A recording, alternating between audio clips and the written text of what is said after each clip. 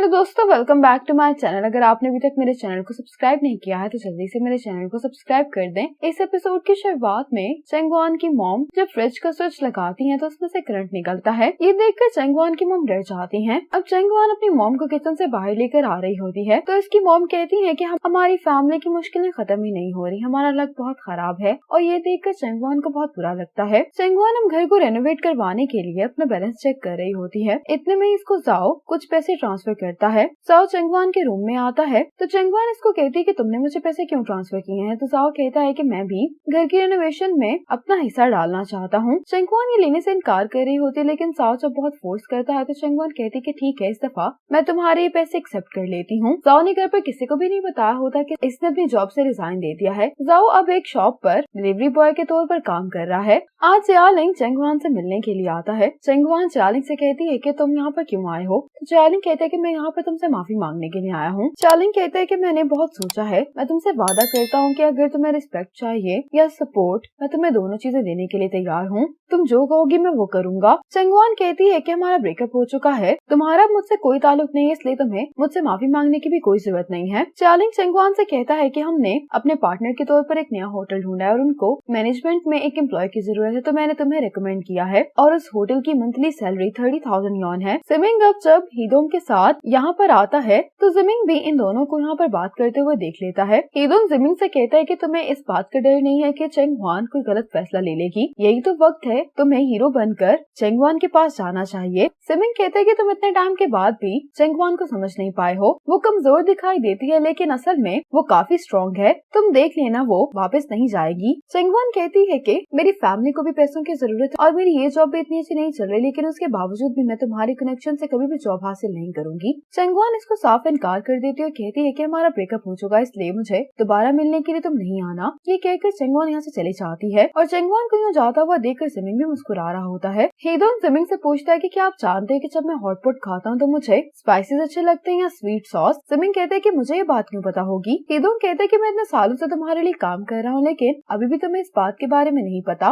लेकिन चंगवान से मिले हुए भी तुम्हें सिर्फ कुछ ही महीने हुए हैं और तुम उसे इतनी अच्छी तरह से जान गए हो। हीदोंग कहते हैं कि मैं ये कहना चाह रहा हूँ कि चंगवान को हमारी मदद की जरूरत है, तुम उसकी फैमिली का हिस्सा हो तो क्या तुम ऐसे ही सब कुछ देखते रहोगे। जिमिंग कहते हैं कि तुम चुप कर जाओ और मीटिंग के बाद तुम मुझे ग्रैंडमा के पास ले जाना। चंगवान अब रेनोवेशन के लिए प्राइस कम करने की बात कर रही होती है, लेकिन होटल की टीम का हेड चंगवान से कह रहा होता है कि मैंने शहरी के कहने पर पहले ही बहुत कम पैसे बताए हैं। यहाँ पर एक एक्सीडेंट होता है। चंगवान जब सामने देखती है तो जाओ का एक्सीडेंट एक कार से हो गया होता है। चंगवान जाओ को देखकर बहुत ज्यादा हैरान होती है। ये जाओ को पीछा करती है तो इसको मालूम हो जाता है कि जाओ आजकल डिलीवरी बॉय की जॉब कर रहा है। इसके बाद जाओ जब घर आता है तो ये चंगवान से कहता है कि तुम्हारा मूड इतना क्यों खराब है। ये चंगवान के पास बैठ जाता है, कहता है कि मुझे एक बिग डील मिली है तो इस मंथ के एंड पर मैं 10,000 यॉन तो कमा ही लूंगा। ये चंगवान से कह रहा होता है कि हम लोग मिलकर सारी प्रॉब्लम सॉल्व कर लेंगे। चंगवान चुपचाप इसकी सारी बातें सुनती है और इसका बाजू पकड़कर इसकी चोट को देखती है। जाओ चंगवान को कुछ कहने वाला होता है कि चंगवान रोते हुए जाओ को हक कर लेती है। चंगवान जब जाओ के जख्म पर मेडिसिन लगा रही होती है तो जाओ इसको सारी बात बता देता है कि उस दिन आखिर क्या हुआ था।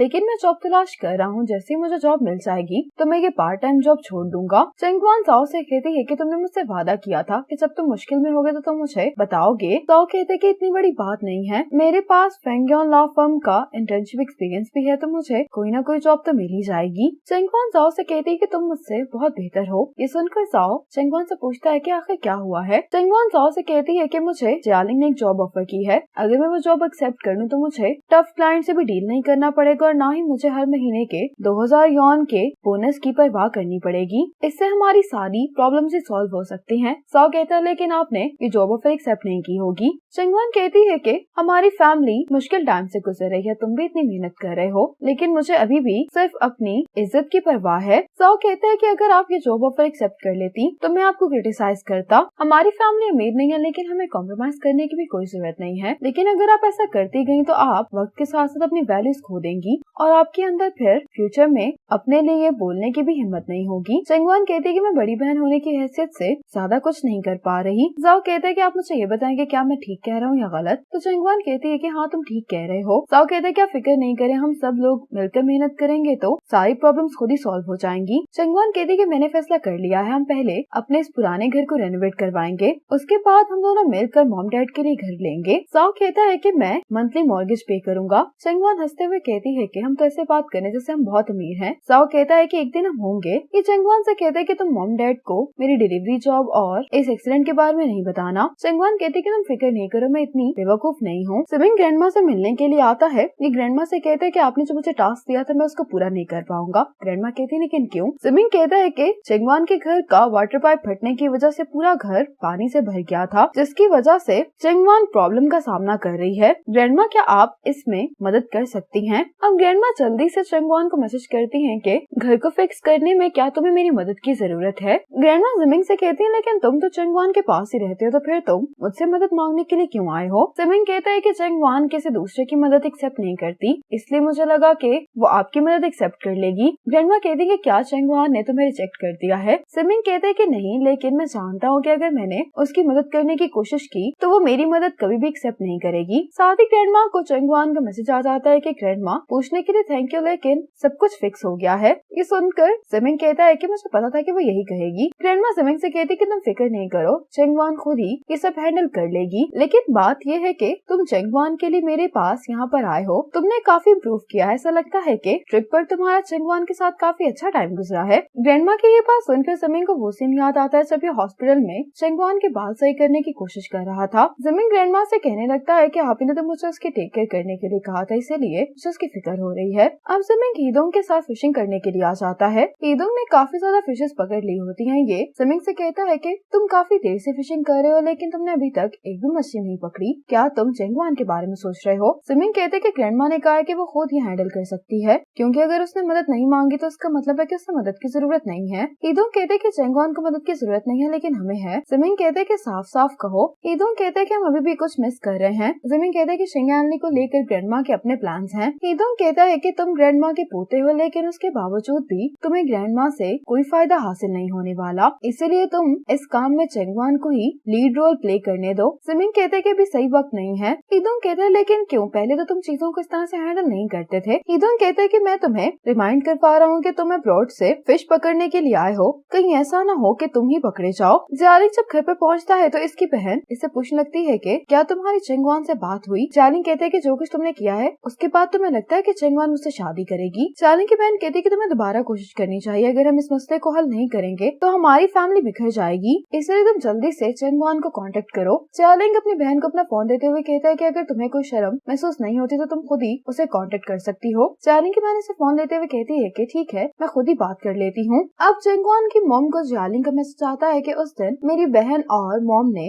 आपके साथ कुछ ज्यादा ही बदतमीजी की थी। वो जानती है कि उन्होंने आपके साथ गलत किया, इसलिए वो आपसे माफी मांग रही हैं। मैं भी बहुत पेन में हूँ क्योंकि मैं चंगवान को बहुत प्यार करता हूँ और उसके बगैर नहीं रह सकता, इसलिए मुझे उम्मीद है कि आप मुझे एक और चांस देंगी। जालिंग कहता है कि मैंने अपनी फैमिली से सारी बात कर ली है, घर भी रेडी है, अगर आपको कोई इश्यू नहीं है तो कल मैं आपको 3 बजे घर दिखाने के लिए ले जाऊंगा। अब मॉम सोचने लगती है कि इनको घर देखने के लिए अकेले जाना चाहिए या चंगवान के साथ। अगले दिन चंगवान की मॉम घर देखने के लिए अकेले आ जाती हैं, लेकिन यहाँ पर जालिंग के बजाय जालिंग की बहन होती है। चंगवान की मॉम कहती है कि तुम्हारे पास जालिंग का फोन क्या कर रहा है? तो जालिंग की बहन कहती है कि जालिंग आज आने वाला था, लेकिन उसकी तबीयत काफी खराब हो गई, इसलिए उसने मुझे कहा कि मैं आपसे मिलने के लिए आ जाऊं। चंगवान की मॉम कहती है लेकिन मुझे तुमसे कोई बात नहीं करनी। जालिंग की बहन कहती है कि जाने से पहले आप एक दफा घर को तो देख लें। जालिंग की बहन कहती है कि लास्ट टाइम जो कुछ भी है उसके लिए मैं आपसे माफी मांगती हूँ। चंगवान बहुत अच्छी लड़की है और इन दोनों का रिलेशनशिप भी काफी अच्छा है, तो मेरी फैमिली उम्मीद करती है कि ये दोनों फिर से एक साथ हो जाएंगे। आप इस बारे में क्या सोचती हैं? चंगवान की मॉम कहती है कि मेरी बेटी इस बारे में मेरी बात नहीं सुनेगी। जालिंग की बहन जब घर पर आती है तो चंगवान की मॉम का इसको मैसेज आता है कि चंगवान और जालिंग का रिलेशनशिप कई साल चला है, तो इसी को देखते हुए मैं एक बार फिर ट्राई करने के लिए तैयार हूँ। ये मैसेज देखकर जालिंग की बहन खुश जाती है। जालिंग की बहन जालिंग को उठाने के लिए आती है। जालिंग की बहन जालिंग से कहती है कि तुम जल्दी उठो, तुम्हारी शादी हो रही है। जालिंग कहता है लेकिन किससे?